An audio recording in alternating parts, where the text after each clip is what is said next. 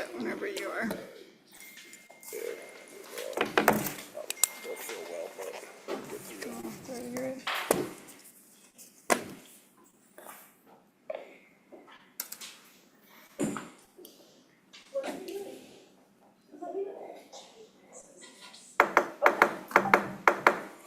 Good evening, all, and welcome to our Tuesday, October 7th, regularly scheduled planning board gathering.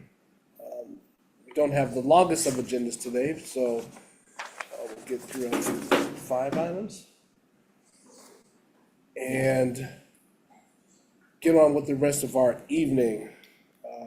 Thank you to our staff, council, and planning board members for being here.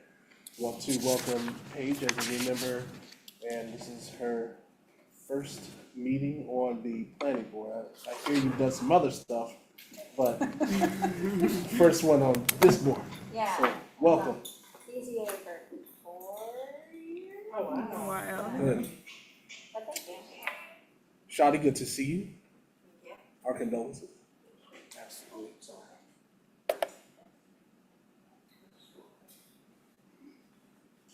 Rachel. Vanessa. See you. I'm outmanned. Pun intended. Yeah, you're right. As it should be. He did. Our first item on the agenda is for conditional use permit. This is our hearing agenda for 653 Moore Street. Are Linda and Matt present? Council stuff. Okay. Are you James? I am Dave. All right. Dave, everybody, how are you? We want to do a conversion of a dwelling single unit detached to a dwelling 2-unit detached. So this is a conditional use permit. The floor is yours. So I think just a little bit of background history. So as you can see here, the property is located at 653 Morris Street. This property has been existing as a 2-unit for, I believe, at least the last 5 years. When our clients, Linda and Matt, purchased it in 2021, it had already been converted to a 2-unit residence. After the fact, and somehow in the closing and title, no one caught the fact that it was not properly permitted. So after the conversation with codes, buildings, we're now taking the appropriate steps needed to work back, make sure the appropriate paperwork is filed, so everything can be brought into compliance now. Alrighty. I'm gonna go through the site plans and you have a We have presentation floor for this? plans, yep. Floor plans, okay. Yeah, absolutely. So as you can see here, the house is broken up into 2 units currently. The way the units are divided is the first floor by itself is a standalone unit, and then the second and third floors, or the second floor and the attic, act as the second. Currently, the third floor attic portion of it is really only used for storage and the washer dryer for the second floor unit. But if you scroll back to the First floor. downstairs, the Yep. first floor plan, you can see it's broken up into a living room, kitchen, bathroom, bedroom, very standard basic layout for a 1-bedroom apartment. The second floor is laid out much the same way. Thank you again. You can see the egresses. There is a covered back porch and a covered front porch as well. And that's really it. Otherwise, it's just the basement. Also, the basement generally has a washer dryer for the first floor and the hot water heater furnace for the house. Excellent. Any questions from the board? Do they have shared utilities?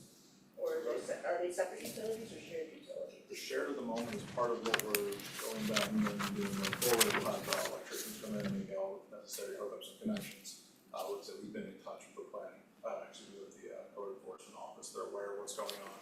We're going to be building permits, electrical inspections and everything for the work that's already. Okay. Any additional questions? Staff?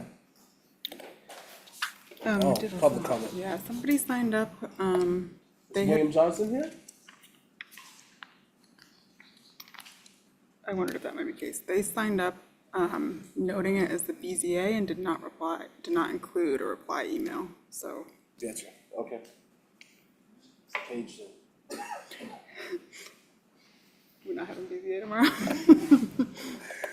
Excellent. Council, staff, anything to add and review?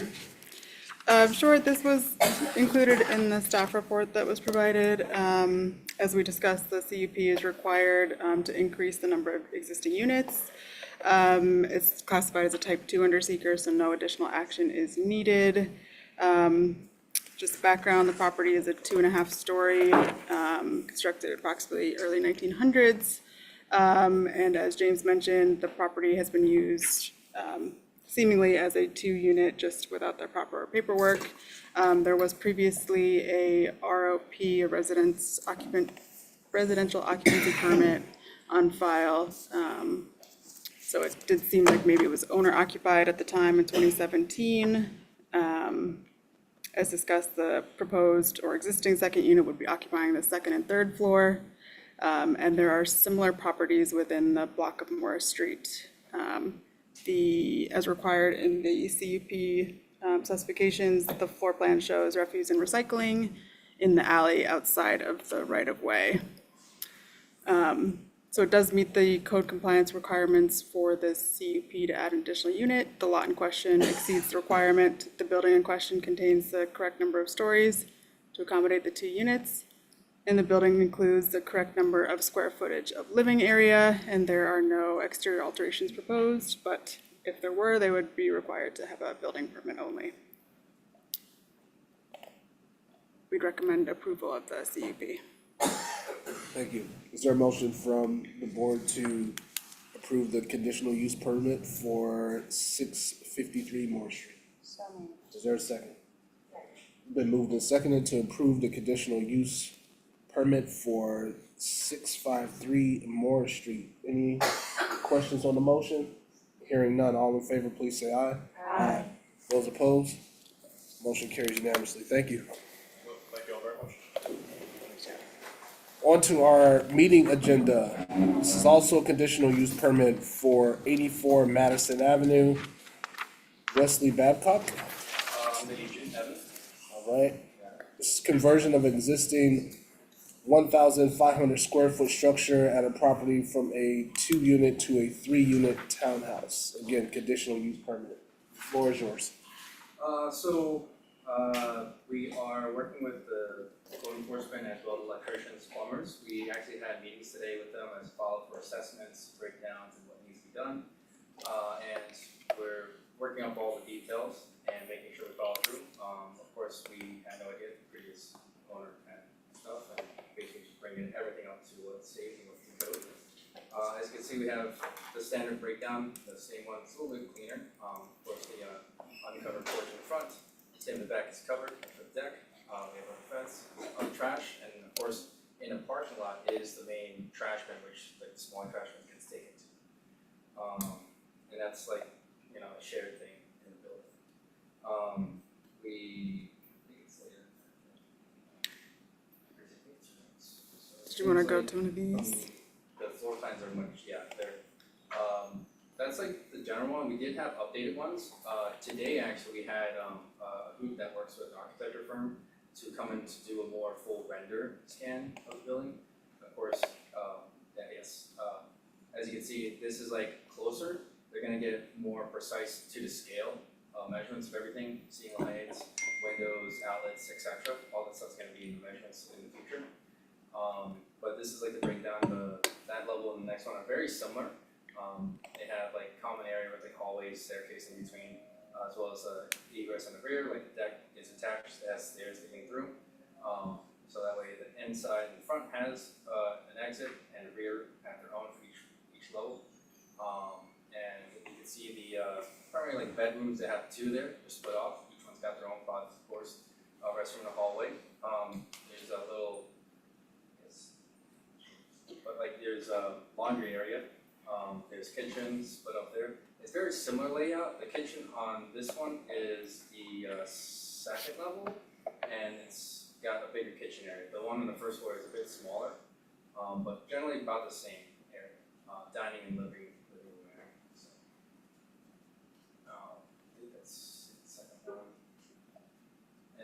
scroll back, you can see the first one, in case Mhm. anyone's, oh, it might be. There's seems that like a and different this. order. Yes, yeah, first floor unit. As you can see, the kitchen is a bit smaller, as the common area and there, the hallways, it's taking more of the space. Like the second level, which has a bit more, so the living room is bigger, in the second level. Does anyone have any questions for the layouts at all, or? And we are looking to do more scans as well as the building's whole entire scaling and measurements. So we're working on that. Hope that was something you guys wants to find out.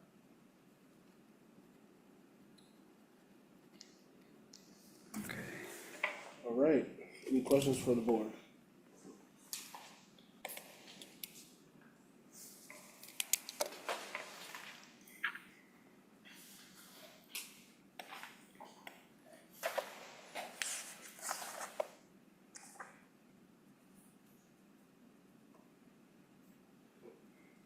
All right, hearing none, there are no public or written comments for this one. Staff?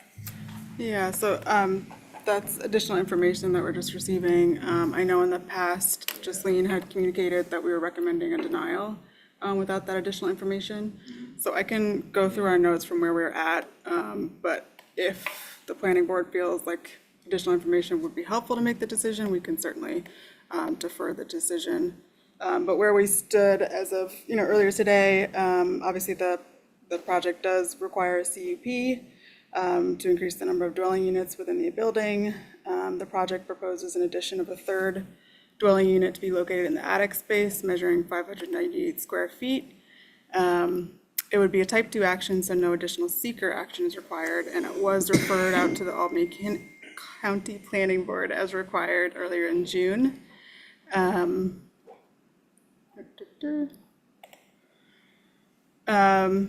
It was constructed in 1815, it's on the National Register in the HRO. Records indicate the property has been used as a residential townhouse containing 2 dwelling units. And then it was acquired by the applicant in December 2024. The applicant previously completed work to convert the attic space into a third unit without the required building permits, and it was cited. The current use is classified as a dwelling townhouse with 2 units, and the additional third unit proposed by the applicant constitutes maximum allowed number of units. These were pictures provided when the project was on previously for the public hearing in July from the rear of the property. The minimum lot area required in the residential townhouse zoning district is exceeded, so that's meeting the requirement. The total number of dwelling units in the RD is 1 per non-commercial building story, up to a total of 3. As the building is non-commercial, the applicant proposes 3 units total. The external alterations the building proposed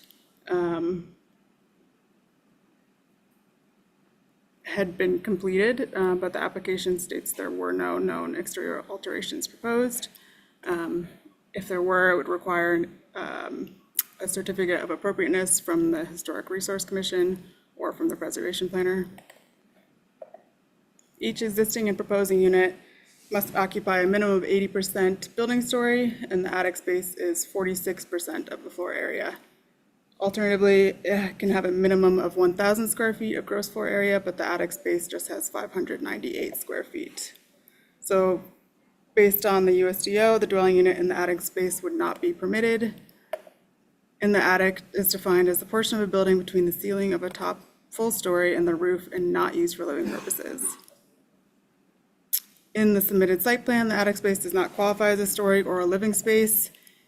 In the international building standards, so building code or of habitable space, it does not meet those standards, which has been confirmed with the Department of Building and Regulatory Compliance. So we had that conversation previously for the minimum height requirement for the ceiling.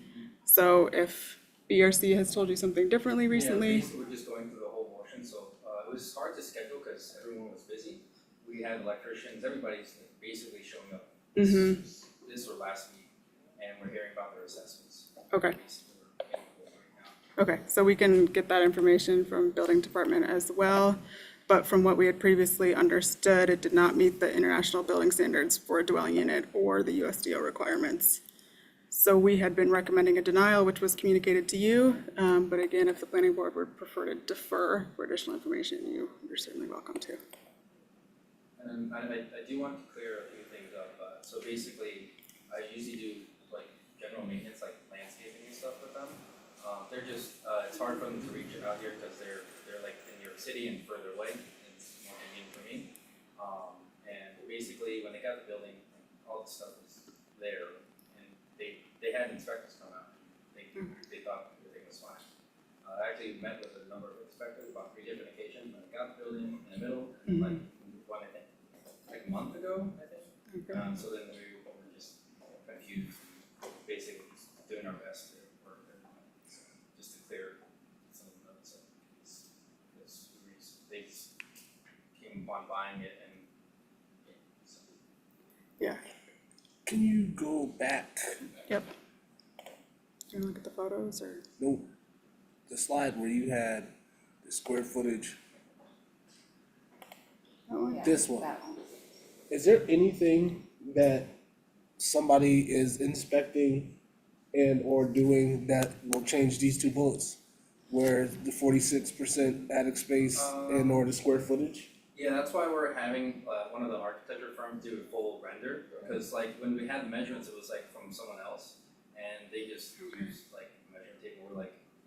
We were trying to prepare, and basically with this, we'll have a full thing. They'll sign off on it, and you guys can see like pictures and everything that will support the measurements and everything. So you'll think you'll meet the minimum 80%? Well, I won't know until they give me the. That's I fair. can't. They need to say what's appropriate, basically. So I just I- won't know okay. because I won't speculate. Yeah. Is there, I have a question. go ahead.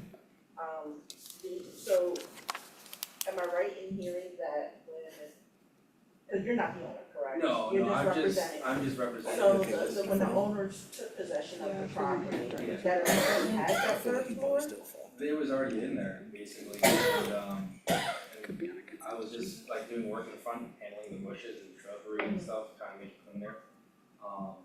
And they thought everything was fine, because that's what they came into. And when they saw it, they were just trying to do everything they can to do it right, that's why they're trying to do their best. So It's is like there kinda new tenants to in the them. 3rd floor now?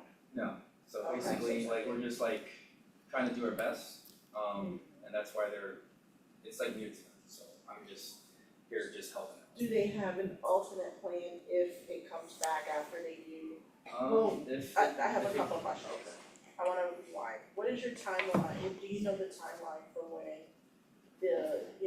you guys will be done getting whatever it is that you need looked at so you can have a better idea of what you need? Because I don't think this application is reflective of exactly what you need. Yeah, like So- we're okay if it's, from what I talked to them, I think they're okay if it's still a 2-story unit, just like a duplex, I guess, would be perfectly fine, they're just, basically, they're just trying to correct all the stuff they came into that they thought was okay, but, like, 3rd level was basically, they just thought they did correctly, it was on the page.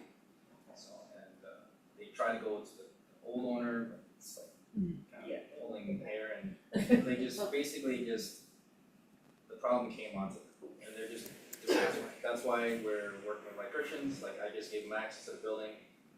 Today, the plumber showed up for another assessment to like check out the pipes, check out whatever they needed to do with the water boilers, everything that they need to do as licensed plumbers to follow code, basically, so.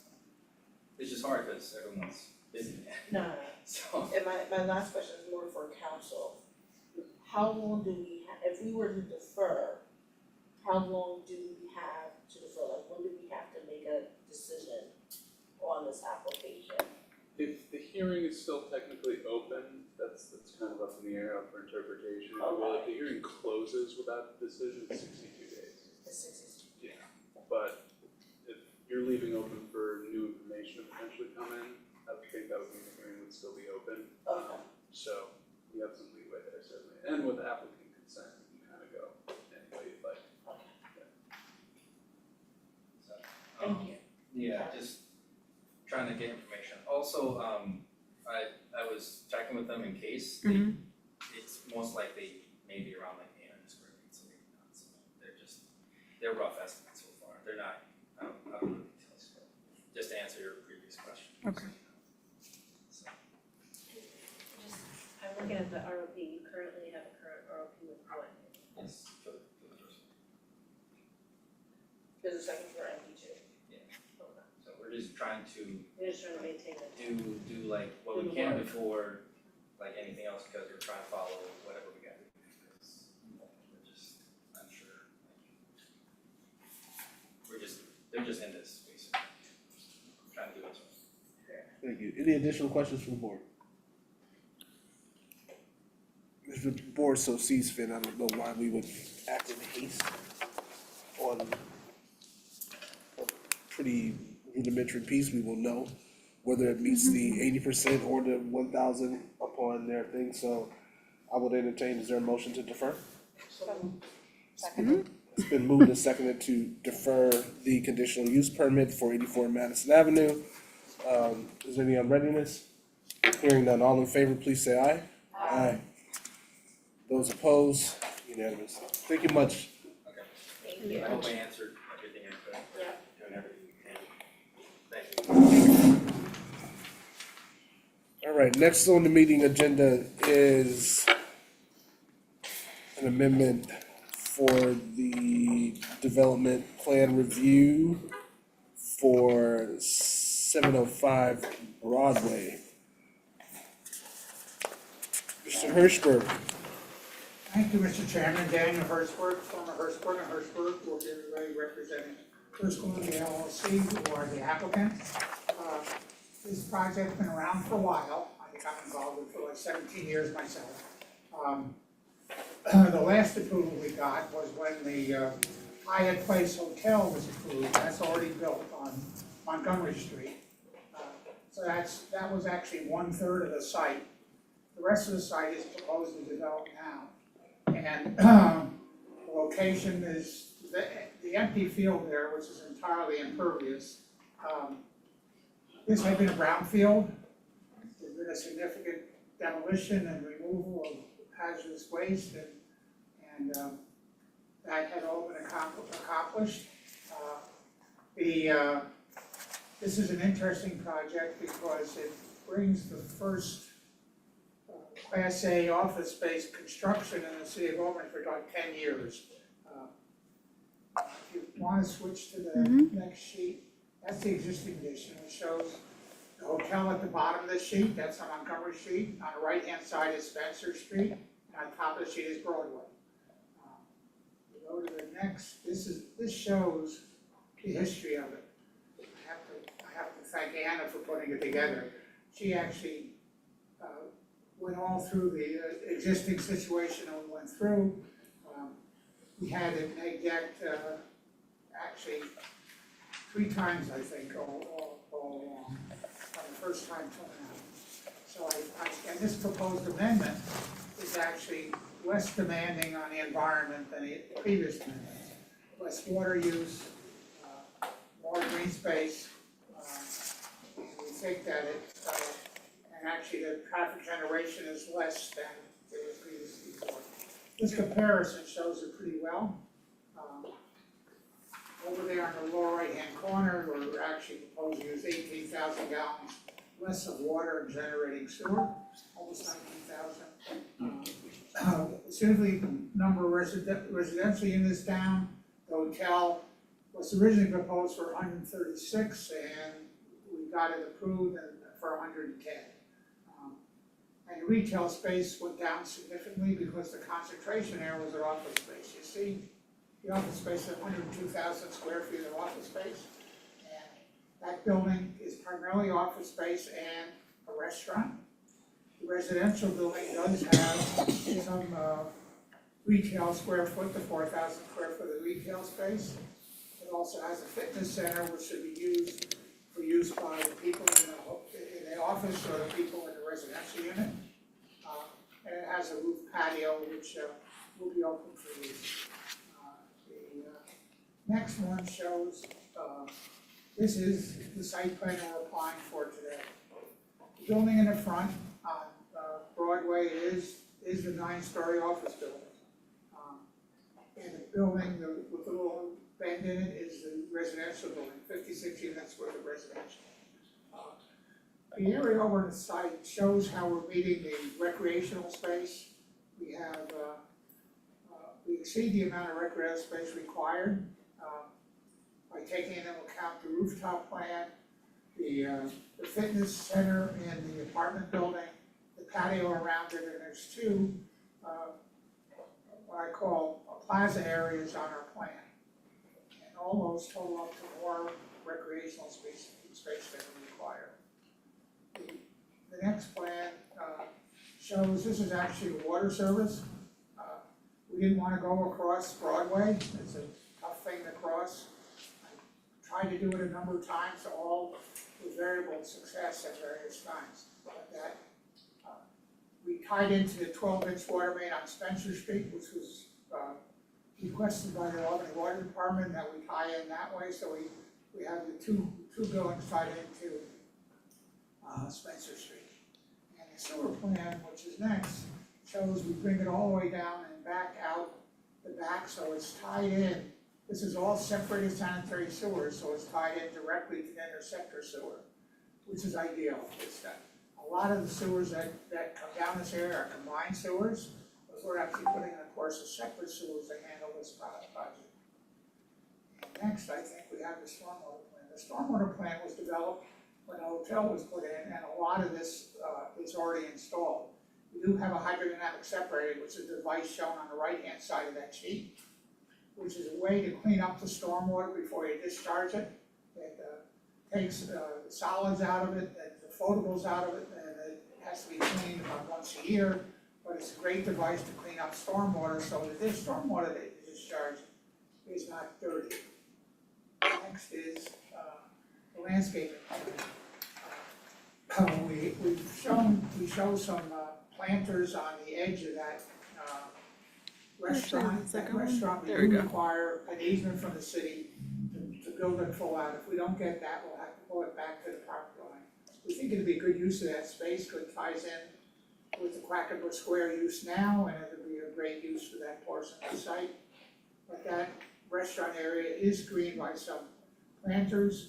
We also added, we did have a problem with screening that transformer over on Spencer Street. It's up at the corner there.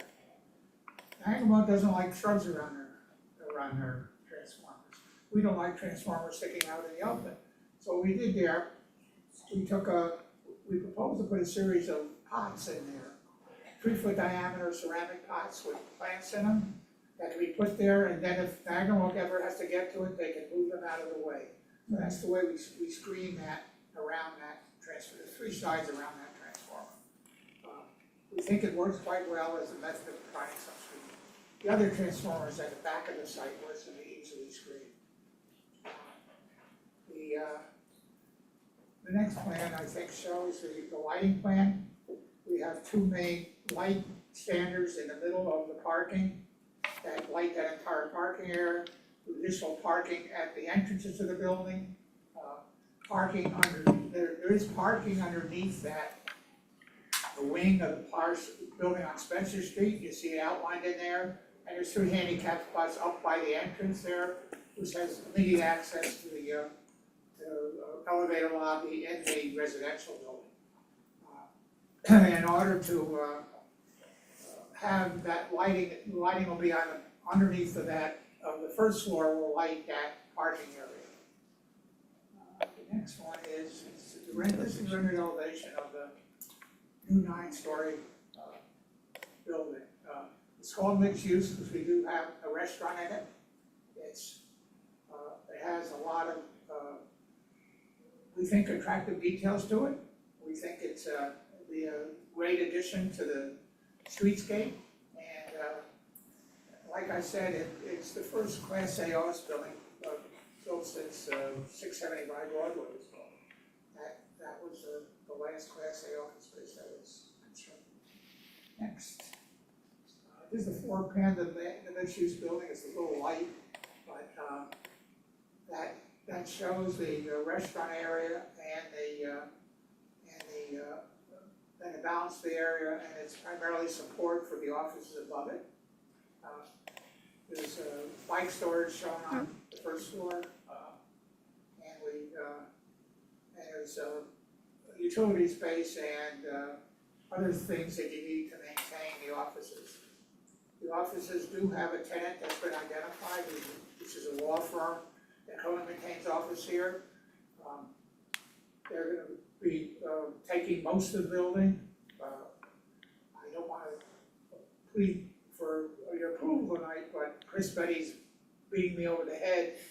He has a schedule to submit this building for approval to the client in a short period of time, by the end of 2027, so it really has to get started on it. It's a significant building. The foundation of it is done by what's called end-bearing steel piles, so there's pile driving going on there. Both buildings have that sort of foundation. That's because the material beneath here has all been excavated and put back, but we can't support the foundation for the 9-story building.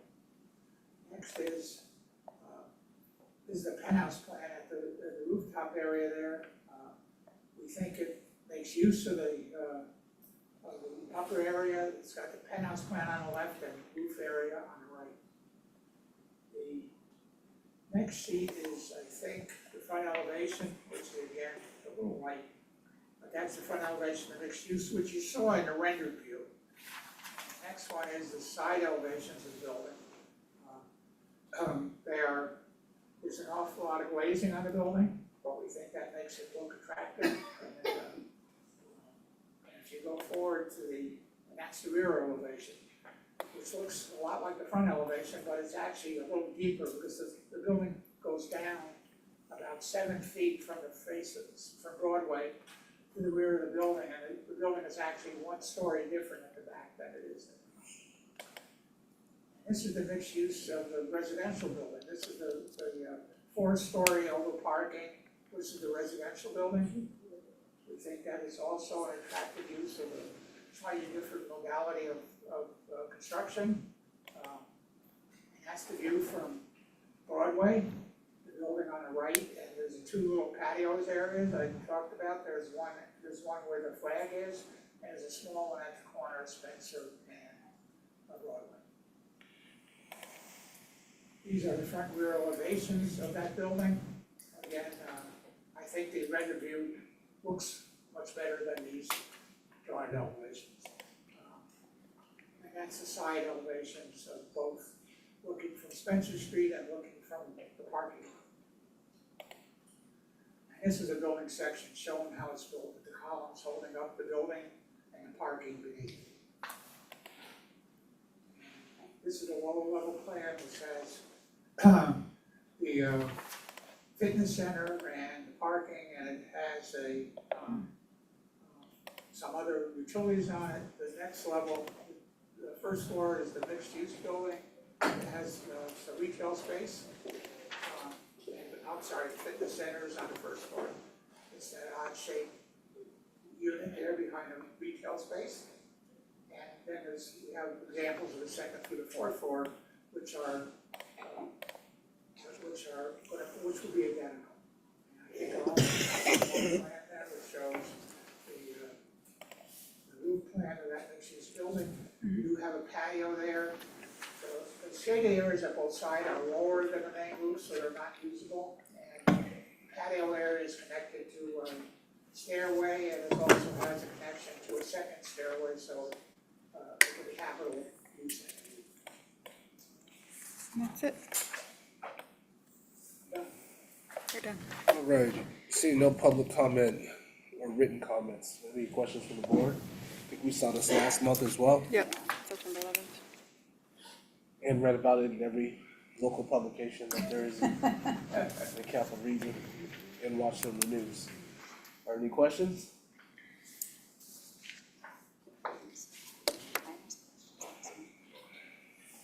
Good. Staff report. I did try to truncate it a little bit from our last review where I tried to put some specific things on the record regarding seeker. So this is a little bit shortened, a little bit. The current iteration obviously is following the two previous approvals for similarly scoped proposals, which was previously 82 Montgomery and 705 Broadway. Dan provided the comparative table, which we can look at again if needed. But obviously this proposal includes the 9-story structure with office, 4-story mixed-use structure with 56 dwelling units and 4,000 square feet of retail and the off-street spaces. It does also require a design review of tall building approval. As it exceeds 100 feet, it would be for 130 because of the change in grade. Same table as previously. It was referred to the Albany County Planning Board, which they failed to meet quorum twice, so we did not receive the recommendation back. As I said with seeker, I did say this on the record previously, but the main point is that we provided a technical memo just recently prior to the September meeting, similar to the one in 2019. The main point is the prior neg deck is valid and there's no supplemental seeker review warranted. The project generally is a lesser impact. We reviewed the impact on land, impact on flooding, historic and archaeological resources, and transportation, as was done with the original approval. We've had a few updates in the last 24 hours and since our conversation on Friday, so I've just kind of striked through some things. Generally, everything has been updated as required. But just to go back through, all the uses are permitted in the mixed-use downtown zoning district. We do just need something for the affordable housing requirement. We're doing this off the 2017 standard, so it would require just 3 units. I assume the on-site laundry is included in the individual units rather than a shared, but we just, yeah. So we just need to see that on a floor plan or have that written to confirm. It's now been noted that the sidewalks will be replaced and there is an internal kind of pedestrian connection shown from the hotel up to the restaurant area. A lot mod or subdivision would not be proposed currently, and the zoning district is exempt from off-street parking requirements. Obviously, as we saw, there are some proposed. I think we just need to confirm that it is 76, because I think it might be a little bit less than that. Maybe 75, in which case just the 2 ADA spaces shown would be appropriate. There's previously been discussion about a shared parking agreement with the parking authority in Quackenbush Garage. So if that comes to fruition, we would just ask for a copy of that executed agreement. I believe a bicycle rack is proposed. We just don't quite know the location, or maybe I missed it in the revision. Snow storage is going to be off-site as indicated in the revised plan from yesterday. There is a off-street loading area proposed kind of on the rear of the restaurant, and street trees have been added to the plan set, as well as the location of the trash storage and the mechanical equipment, which, as we discussed, the transformer would be appropriately screened.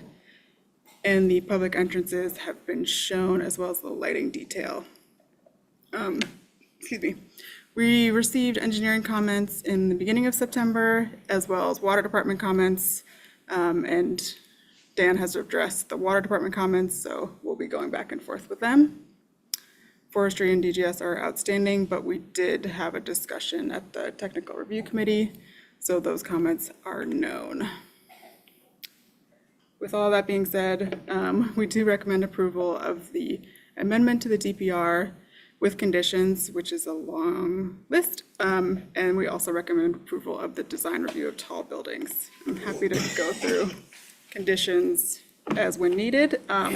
Primarily, they are approval by each of the required departments, so water department, DGS, and engineering, and then just noting the easement or license agreement, and the executed agreement for shared parking.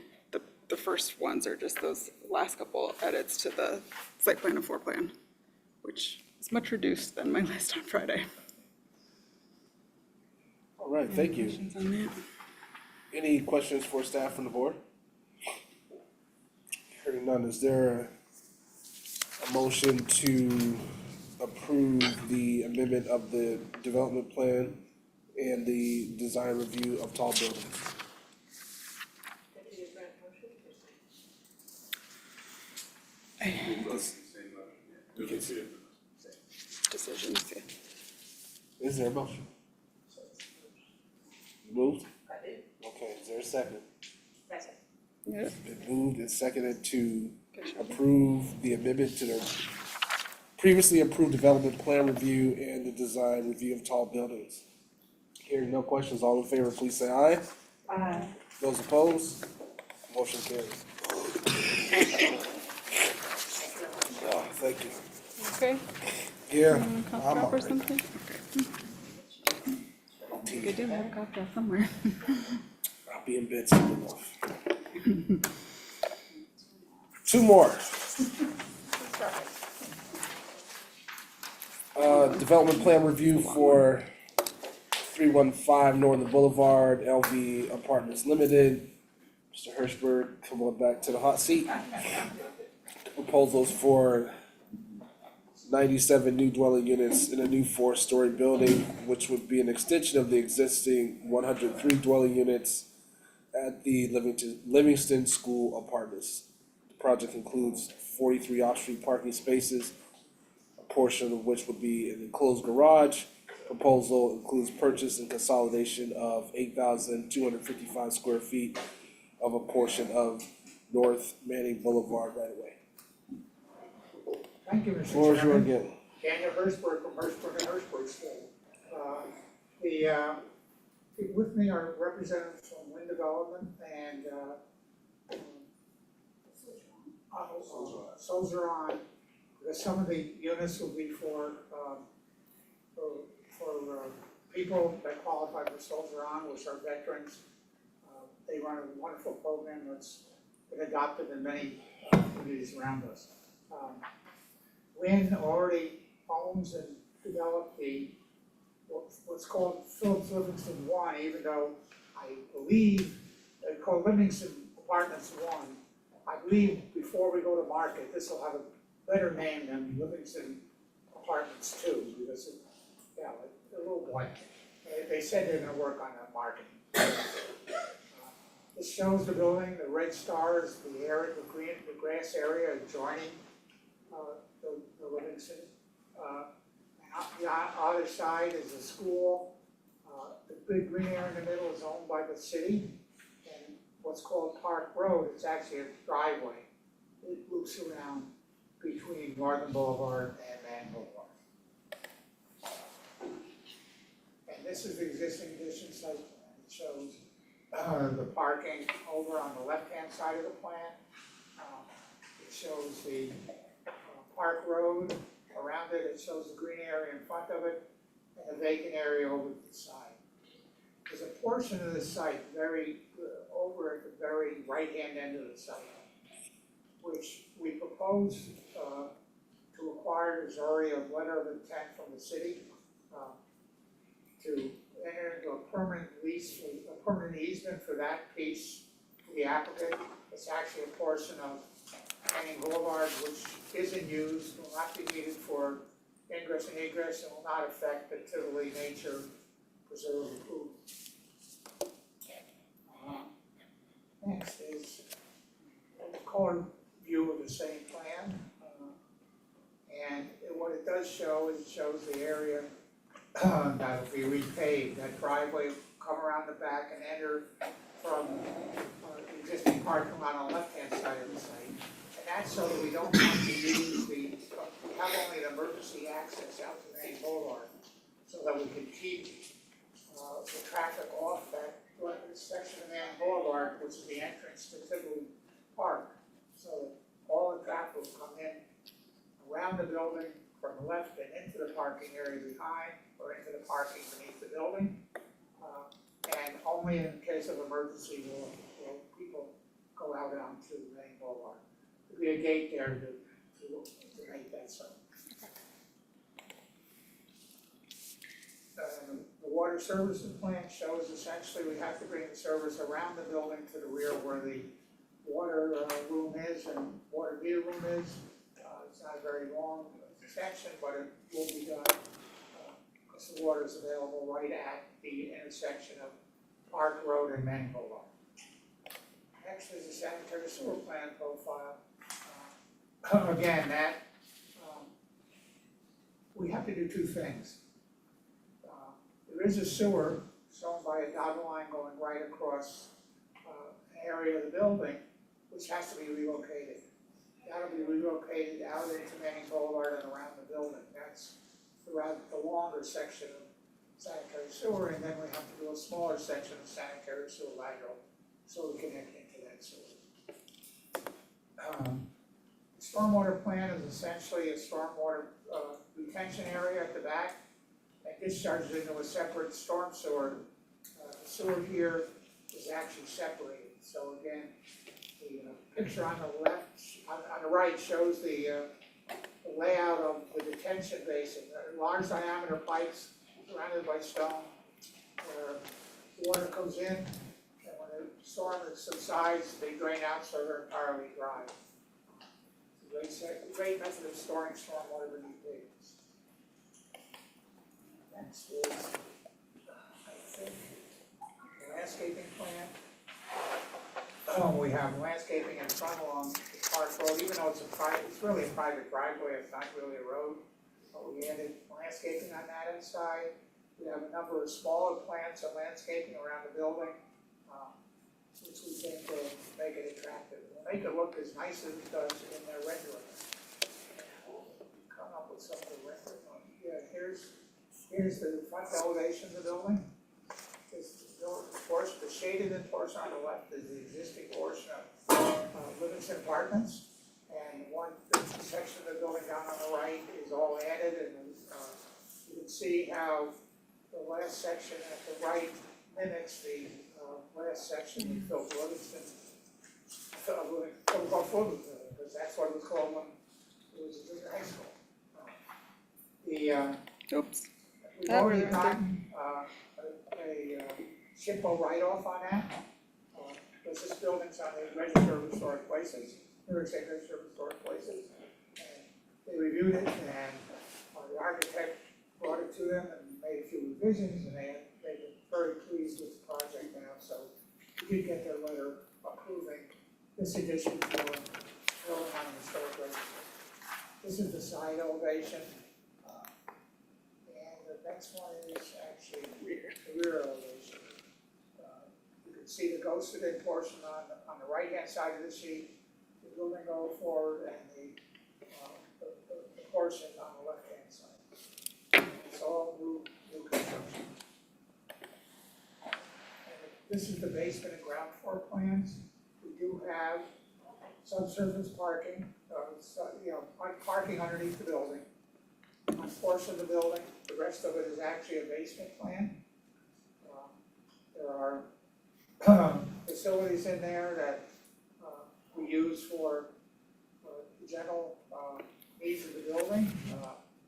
And then if we go up a little bit, we see first and second floor plans. They're pretty much identical. It does show a connection into the existing building, which comes in very near where the auditorium is in the existing building.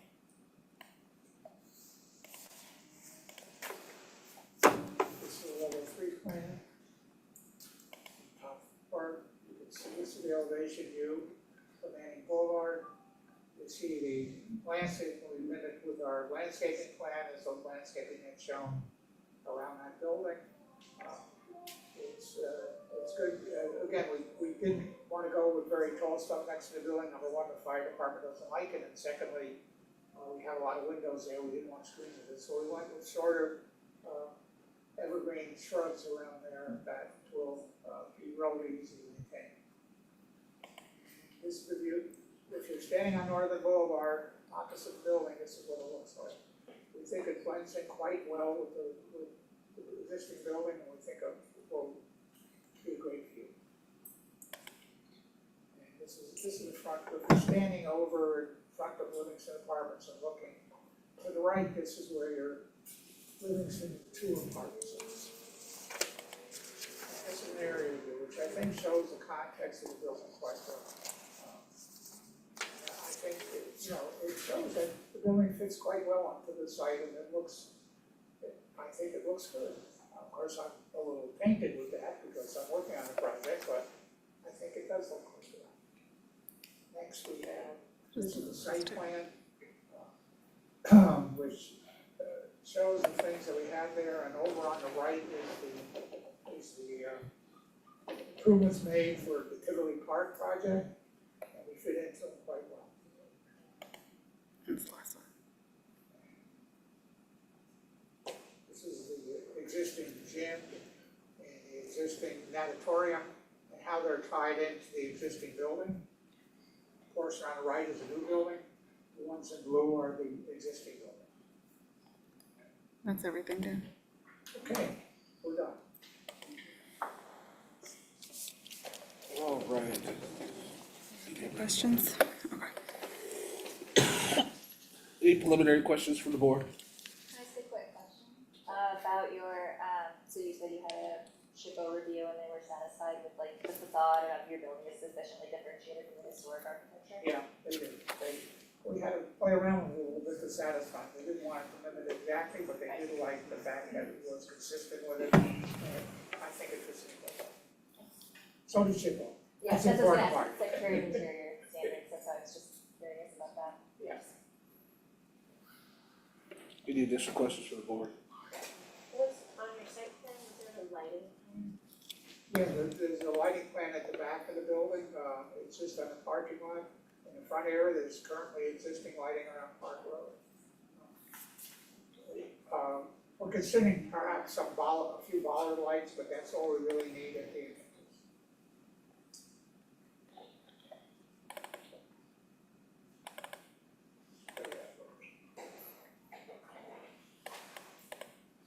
Do you want to see it, Shawty? I think it was a request for additional info. There is, right? I think we're missing it. From what I remember. All right, want to acknowledge the written comments from Shabazz and D. Crosta. We have 5 folks listed for public comment. We'll start with Robin Shaw. Remind me, what of our 3 minutes? That was real quick. Yes, please. Have a seat. Say your name and where you live. I'm Robin Shaw. I'm a resident at Livingston School Apartments, and I've been there going in my 4th year. Thank you. I do want to say that I really love the idea and the concept of this project, and I love where I live, and so this is why I'm here. I did hand out, I don't know if any of you've seen them, on the table, some of the concerns we have, and I printed out the profile on one of the sex offenders that has been domiciled to 315 Northern Boulevard. It's concerning that this was allowed to somehow slide through the cracks. On the last page of what I handed out to you is the frequency and the guidelines that New York State uses to update the sex offender registry. And in the proximity of the schools, I am concerned in with a lot of elderly women, such as I'm not elderly, but anyway, there's a lot of single women living in the building, and we do have a right to be safe. I'm concerned with adding another 97 apartments without some kind of security and safety measures in place, that we need to take a look at that. I also handed out on here tenant concerns. A big thing that I do have an issue with is parking. Since we have the 3 schools, that Park Road, as much as it was lovely mentioned as a driveway, it isn't even like that. It's almost akin to a freeway, especially during drop-off and exit hours for school. The parents are reckless coming through Park Road. You have a lot of handicapped and people and tenants who are in wheelchairs trying to come and go in minivans and all this other stuff. I think that I would like to see the project cut into the field that's in front of the buildings in the proposed new building and designate some more parking areas. probably block off the part of Park Road that is right in front of the school and create a mini roundabout so that you're just coming in and out the same way. Other concerns were the illegal use of drugs and trafficking in the building, quiet hour disturbances, and the list goes on, which is why I just had it emailed. So just wanted to express these concerns. I plan on following this project closely, and you probably will see more of me.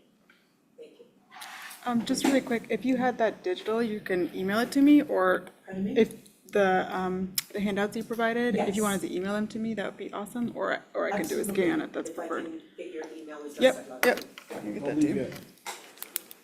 For clarity, Yeah. Park is Sorry. the road that Yes. goes in front of Livingston. In front of Yeah. Livingston. And I'm telling you, It's used by everybody during the school drop off and all of Oh, that. yeah, they zoom through, there's been almost I myself have even leaving for work, have almost missed being hit, by parents. They don't pay attention, they're on the phones, they're doing whatever, it's not their freeway. Even the school buses have been going in through there. I would really, really, really love to see that end either gated off similar to like a hospital parking lot where they have the metal bar, where even if it could be raised and lowered during certain hours of the day and then opened, during other times, and have like I said, create more parking spots because there currently is not enough parking spots. So Park Even for Road the is existing city, building. property, Yes. as well as that green field in front of it. And no one uses it except for soccer players who actually should not be there. Again, they're out there smoking weed, littering, thank you, littering, and even threatening to assault us because they kick our cars with their soccer balls. So it's been a public nuisance, and I don't think the city should mind that some of that space is allocated for additional parking spaces for the existing and the upcoming structure. We don't think that new additional parking spaces with the new part of the I do project not. that will help at all? No, I believe Park Road is private. You think Park Road is private? Yeah, it's on their parcel. I believe Park Road is private. Part of the Livingston. It's part of. Well, They- it's a roundabout, I think I'm it's one saying way to in. create, because currently you can go in one way and come out where the Right. schools are. So the parents are to avoiding the school traffic crunch, they speed through our roadway. And I would like to reference it moving forward as a roadway, not a driveway. Okay, so now I'm gonna go backwards. Mhm. Didn't we just approve some Yeah, you roadway There- parking crap? Yeah, there's proposed traffic signal there, I think Yeah. that's a requirement, Right. so that should be going in soon. I don't know the timeline, So I can what they're check the doing traffic. to avoid that, where they just put the new traffic light, they're speeding through our roadway. So Yeah, the so parking the lot is light where building your, is where the hand is Yeah. right there. And don't- But they're coming in front down there and going through. Yes, But there's also. which is Park- why I'd like to see it barricaded Yeah, during cause school you can hours. can you go down a little bit? Yep. Cause I've been there for basketball games, so, no, back to where it was. You can get bottlenecked in that Right. parking lot the way it is now. So I totally understand what she's saying, because it's one way in, one way out, but because they have this Park Road. Park Road, which is, the entrance is right there. Cause it's not two-way, it's one way. It's one way. So you're leaving from here and going out into Northern Boulevard. So in essence, if you don't know. It's two-way. It is two-way. Yeah. Oh, I know that's one way, I'm old Albany, sorry. But, alright, so even though it's two-way, but still you're able, it's wide enough that you can go through and you miss the bottleneck here at Northern Boulevard, Right. at Northern Boulevard. But Park I know Road it's is a private road, and Right. since they did install the traffic light, the congestion from the schools is So it's handled a lot back. better. So I would like to see Park Road blocked off with some kind of barrier that prevents access from the school parents during those hours. Like a fob, like a parking fob? No, like a gate. Yeah, Yeah, but. but- But like you need a fob to Yes. activate it to Yes. open. Yes, You still and, need to have You access. still need to have access. well, what I was also, And I'm sure referencing was access creating like a mini roundabout in the front of the building, so that when people who are getting services and transportation comes, they could come in this front end here, loop around, and then come out the same way. It sure does.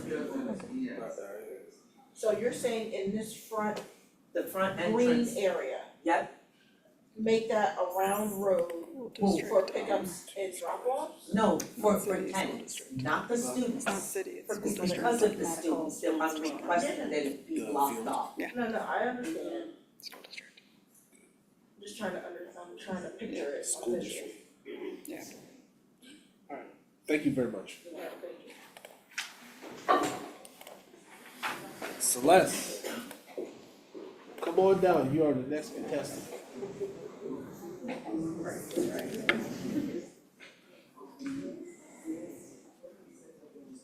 Hello, good evening, everybody. It's my first time in this type of city. My name is Celeste Bonsdale, and I'm the president of the tennis union at 315 Northern Boulevard.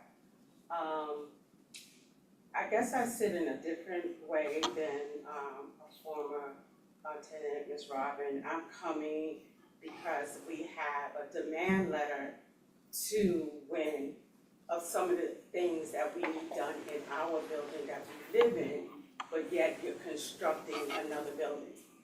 And so we have submitted a letter of demand with a 30-day window for them to respond by November the 7th.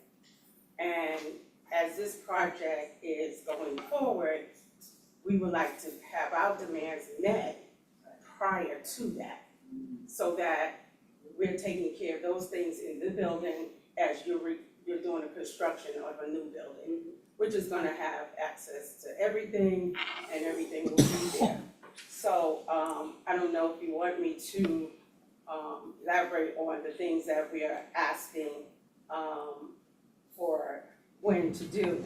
One of the things that we have asked, if I can say, we need timely management, timely maintenance in our building, regular communication. We did have an air quality done, which was last year. Now we're asking for them to do a mold, so that we could test and make sure that there's no mold. We have a fourth floor that when construction was done for Livingston School Apartments, the fourth floor was never touched because that wasn't in the architectural layout. But there's problems from the fourth floor that stems to the third floor where we have leaks in several apartments. And so we would like that to be taken care of. We do know that there was a code violation. We are not privy to that information, so we would like to know if that is still going on. And there is some violations that we believe that are there, but we don't have that information. When there was a leak, what happened, we did have code come out, but code wasn't able to get to the fourth floor because it was locked. And so, and we don't have any information since that time. Our roof, where you're doing a new construction, but our roof at 315 Northern Boulevard needs to be fixed. They told us because of the architecture and the way, and it's a historical building, it's very costly to get that done. But even though being costly, you're building a new deficit, and that's it for me. No, please finish. Okay, and so, again, we was talking about the wide mold of testing, we like that done. The roof and water damage. We've been in the building, I've been in the building since it came in, since it was, built. And so there's things, beautification, because it is a beautiful building. And we just wanna ask when to just step it up and let's get this building still in good shape as we build the next phase. We're not saying don't build the next phase, we're just saying take care of phase one. Do the things that we need to do. So I'm one to do paper trail. We've had our first demand letter, and yes, they did. We had 15 things that we wanted done, and they did comply except for 2. So now we have our second letter of demand, and we're just asking them to do that. And yes, build for the veterans. My father was a veteran. That's, well, I approve that. But let's take care of home first, which is phase 1, and then go into phase 2. And that doesn't mean to stop the construction.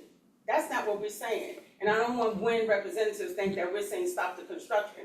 Take in consideration that you have a building there, and let's keep that up to par.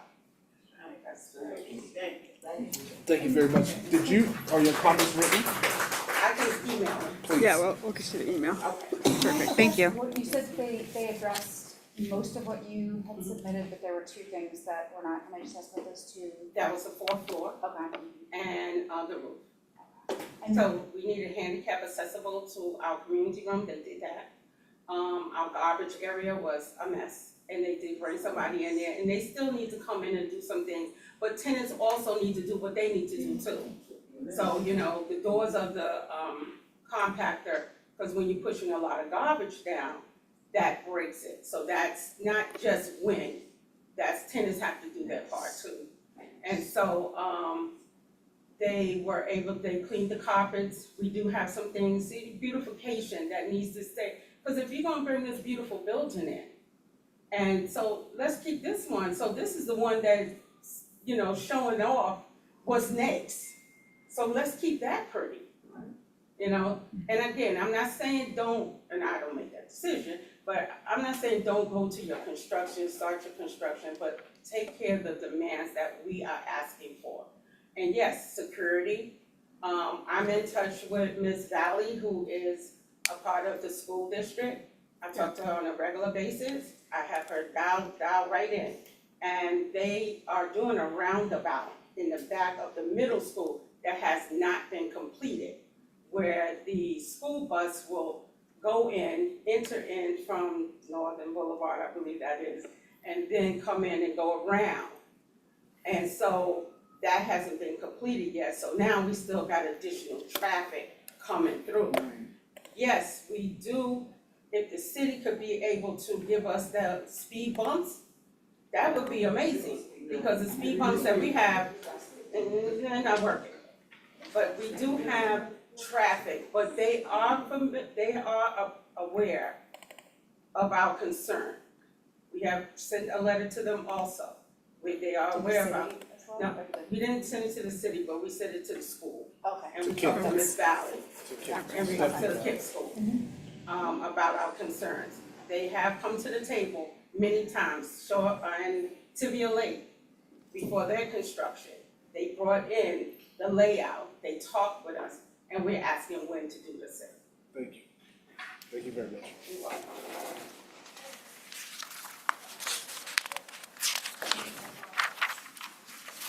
Maxine? Yes. Let me work with the same things.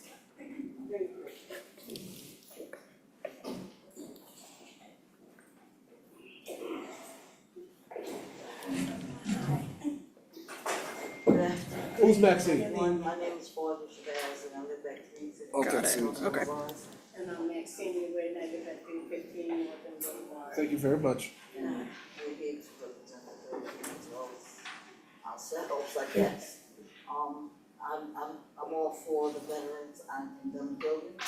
I'm with Celeste with everything that she said, and she said, I'm for that, and I'm with that, I'm on her committee, I'm on that committee.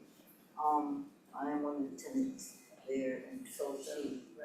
And, what we were asking is, you know, like she said, you know, it's okay for you to build phase 2, but take care of phase 1. Right.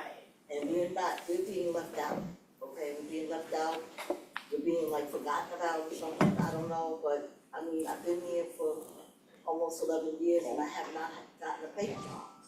I mean, come on. I've been there since almost 11 years too. And the maintenance work that I asked for them to do, like my apartment, and then I lived upstairs on the third floor. And I moved downstairs to the first floor, and I think about what was the second and third floor, they had pipes that burst. And all the water came from, I think it was the third floor or the fourth floor, all the way down to the first floor. It's like a waterfall. All the water came down, but I think I had mold in my apartment because it was behind the walls. I have, like cysts that grew in my throat. So my doctor's looking at that I have mold spots in my throat. Now I'm on medication. So they thinking it's coming from in my kitchen because this black stuff was growing out of the pipe, out of the, I guess, I don't know what you call it. But it's frankly when you get water that come, black hair, it looked like it was hair growing out. Kevin sends, the manager sends, the maintenance man, he just pulls it down out of it. Didn't have it tested or nothing, it should have been tested what was wrong. So I don't know what it was, but I'm getting like white spots in my throat. So I might have to have more surgery. So she's thinking about sending the health department out, but she's gonna send one a letter. Tell them they need to check that building, check inside my kitchen, cause that's where it was thrown at. So I won't know anything for another 2 months when I go back to the doctors and they find out what's causing it, so they have me on medication as of now that I'm taking it. So I wanna live, I don't wanna die in that apartment. So that's my main issue with them. Cause I didn't have it when I moved there, and so now I do have something wrong.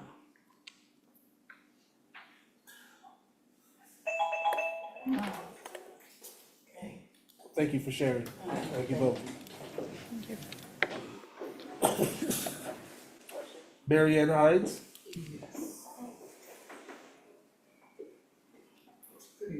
Good evening. My name is Mary Ann Hines, I'm a resident, like a lot of these individuals here. I believe that veterans, we need to look out for them. Some of them have different ailments, some of it's mentally, and some of it's physical. In saying that, I agree with everyone has said about the building and what we need as a resident already at Livingston Apartments.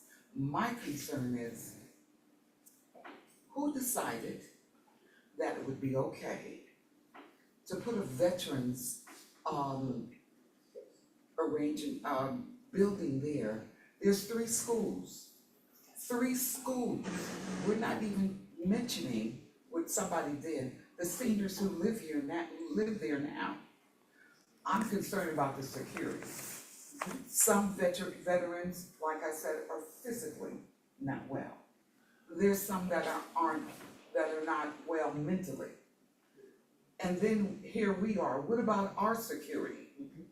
It's so close to the building we live at, nobody's thinking about the children that are there, and these kids get out of school at different times during the day.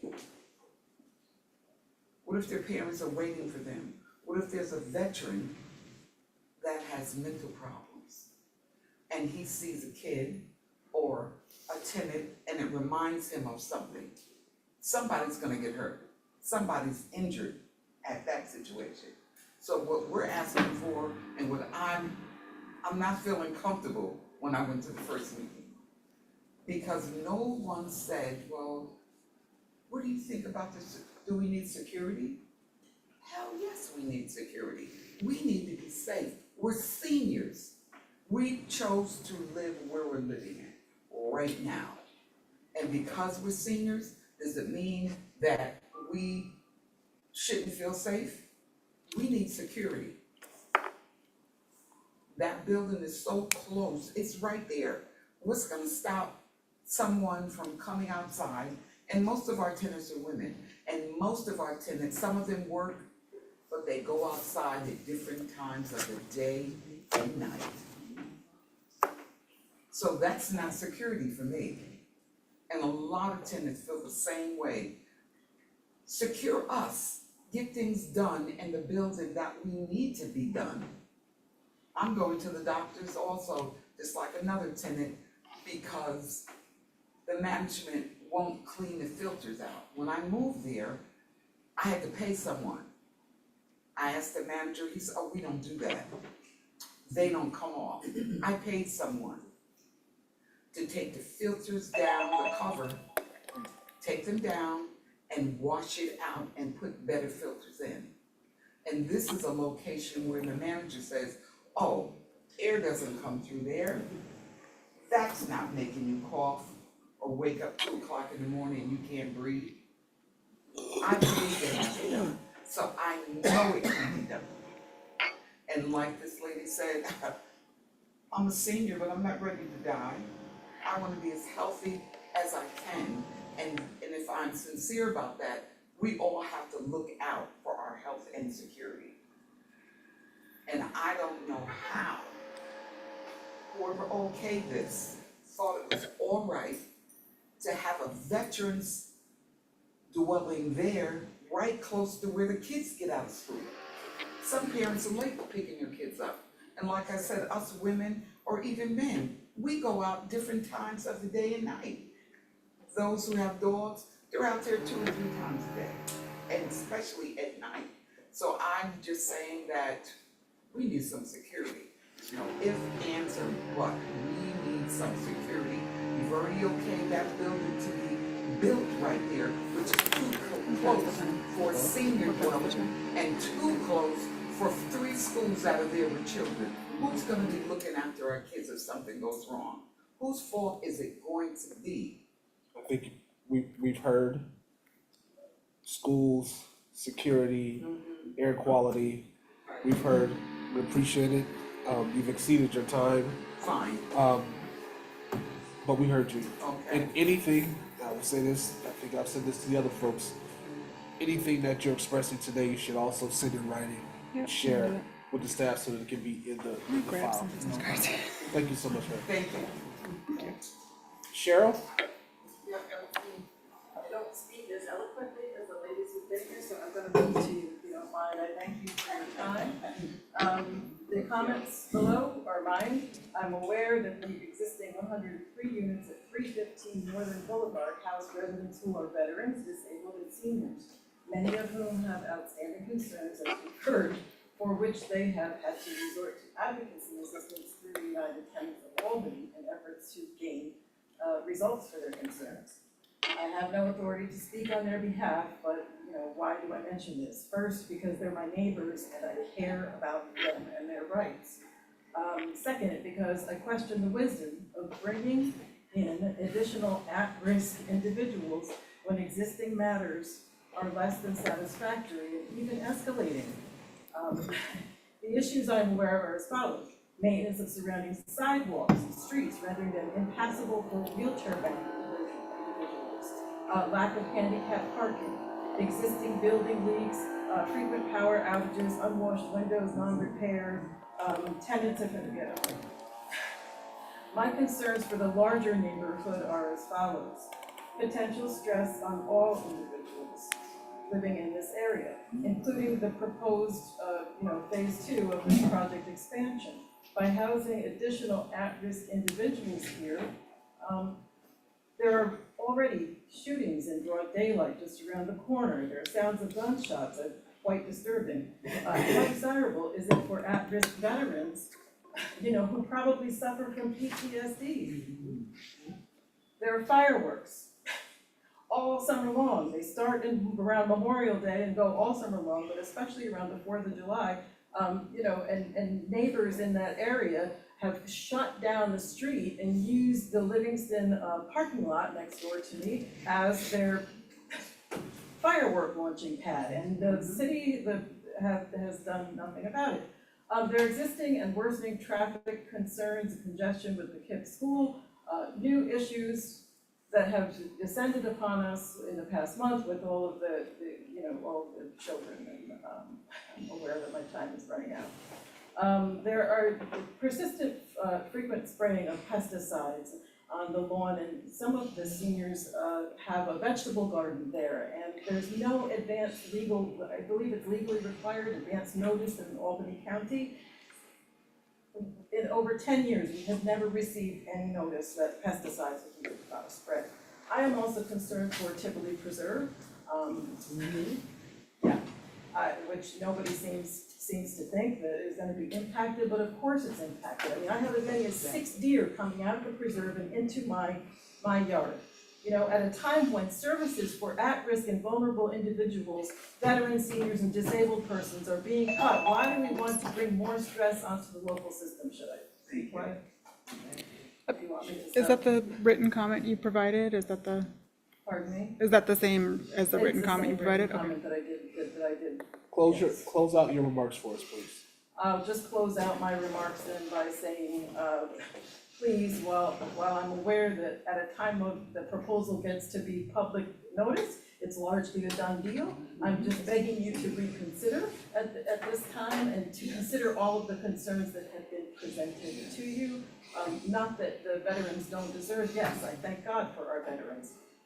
But please, take care of what's there now. Make people safe. I leave you with the words of Jane Goodall. Every single day you live, you make a difference in the world, and you get to choose the difference that you make. Thank you very much. Thank you. Any follow-up questions from board members? The comment period is closed. Who asked? I didn't see who. This is the developer. Oh, the developers, yeah. Do you have more questions for them? The board, do you have any questions for the developers? A lot of these issues were code issues. Yeah, I was getting ready. Yeah, like every issue. You can come back up. But all these issues are not necessarily the planning department, but the building. To be clear, listen, Yeah. we've been doing this for quite a while. And I've been a part of many projects that have received folks that have come in are not comfortable with what is happening. I want to commend the folks that submitted their written comments, and I'm sure for many of you this might have been your first time talking in front of a board. I even commend the developer and Mr. Hirschberg for presenting and going through the public process. Y'all, this is how it works. This is the process. That being said, what my colleague Shadi said, what they're here to talk to us about is the stuff that is in the Unified Sustainable Development Ordinance. The stuff that you all brought from the community, y'all need to be talking to Albany Police, the City of Albany building codes, and WIP. This is very much relational. There was something in, I think it was from Celeste Bonds, when you spoke, I saw that there was probably ability for you all to take some steps forward if you open your ears and your hearts and listen to each other. That is not for us to deliberate and negotiate in the planning board. So I'm gonna give the developer a chance to talk about some of these issues, allow my colleagues to ask any questions. But again, overall, I want to thank everybody for participating today, taking time out of your Tuesday evening here in October to come out and participate in the public process. Thank you all. Shadi? Great, so to tap on to what Christopher said, it's that a lot of the complaints that we've heard about concern for building code issues. So some of the questions, we can't necessarily comment on the building code issues, but we can provide feedback on what's missing in the document. Question, I guess, at hand is, how are you working with the building department? It sounds like you started to address some of the code issues, but there was a lot to address. Yes, just wanted to point out a few things that we did not cover at the presentation at the beginning. Just one thing, we appreciate all the comments that we received today and from our residents, and all of those comments we taken seriously, and we'll start having all our regular meetings with the parents to hear all the comments we received from the team, and we'll do more of those meetings to just talk about phase one, and addressing all those comments that we heard today, all possible. And also, new phase means there will be new resources at the site. Can you speak up just a little, sorry, Yeah, I'm hearing I'm right folks, next to her and I can barely hear her. folks back there saying I they're was not trying able to, to hear. yeah, I was trying to. Yeah, respond to just the saying talk, that, yeah, we'll address those comments, we really appreciate all the comments that came in today, and, all the residents that are here today will be addressing those comments with our regular meetings with them, as well as, this new phase means that there will be more resources, as well as additional employees in the campus, which will help us to address those comments that you heard as well. I just wanted to go back to one more slide, about the existing building that the groups can talk about, which Which we are one? having, Do you know there's the one connection last or slide. the connection one? Yeah, connection one. Yeah, there is that space there, it's part of the existing building, where that existing gym is, purple one. That will be, we're having conversation with. So I'm Bruce Buckley, I'm the CEO of Soldier On. I'm not part of WIN, we've partnered on other properties together very successfully. But I think some of the issues that we met with some of the residents last week and had some of this discussion. But I've since got some more confirmation that I talked about last week, that we do a lot in this area in the veteran community. Soldier On is here on the ground with boots on the ground, and we've been here since 2011 in a variety of programs. We've done a lot with the Albany County Jail and Sheriff Apple. I'm pretty friendly with Sheriff Apple. He would love to, and I confirmed it on my way over today, do a satellite office for this building, to be in the building in this gym area, where we intend to have other service providers. We've talked to the VA about having on-site services, and then other more general community providers. So right now, it's an empty gym that would be available with these services for the entire building, not just the addition. The other piece is, we have several other projects in New York State, and if you're not familiar with ESHI, I'm not sure that's in your world or not, but ESHI is, I think, a great program in New York State.